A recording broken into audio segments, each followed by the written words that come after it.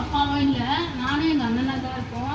அப்போ எங்கள் அப்பா வந்து ரொம்ப நாள் ஆச்சு இறந்து. எங்கள் அம்மா இருந்து இப்போ தான் 5 வருஷம் ஆகுது. நான் ரொம்பவும் எனக்கு கஷ்டமாக இருக்கும். எங்கள் அம்மா போனதுலேருந்து நான் ரொம்ப அழுதுகிட்டே தான் இருந்தேன்.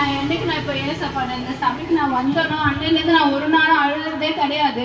ஏசப்பா வந்து தாயும் தந்தையும் உன்னை கைவிட்டாலும் நான் உன்னை கைவிடுதல் என்ற வாக்குதத்தின்படியாக ஒவ்வொரு நாளுமே நான் நடத்துகிறாங்க. என்னோட தேவைகளை சந்திக்கிறாங்க. ஒரு நாளப்பா நான் அம்மா அப்பா எனக்கு இல்லையேன்னு சொல்லி நான் அழாதபடிக்கே தேவன் வந்து என்னை பாதுகாத்து ஒவ்வொரு நாளும் எங்களோட தேவைகளை சந்திக்கிறாரு.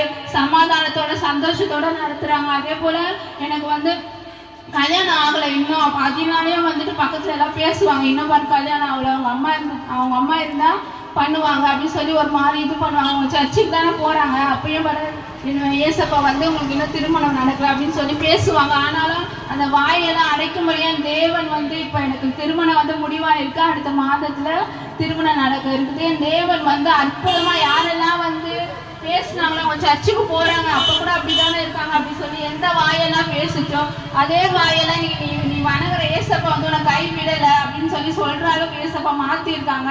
நீங்களும் கூட அநேகரால கைவிடப்பட்டவர்களா இருக்கலாம். தாய் தந்தையாரோ யாரை நம்பி மனுஷங்களை நம்பி நீங்க கைவிடப்பட்ட நிலையில இருக்கலாம். ஆனா நீங்க எல்லாரும் ஏசப்பாவை நம்பி வாங்க.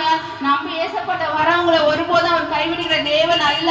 நீங்க எந்த மதத்திலயா இருந்தாலும் பரவாயில்ல, யாரெல்லாம் அந்த வார்த்தையை கேட்குறீங்களோ அவங்களுக்கு என்னென்ன பிரச்சனை இருக்கிறதோ ஏசப்பாக்கு தெரியும். நீங்க முழு மனதோட ஏசப்பட நீங்க ஒப்பு கொடுத்தீங்கன்னா உங்களோட இருதயத்தின் வேண்டுதல்களை இயேசு நிறைவேற்றுவார். ஆமென்.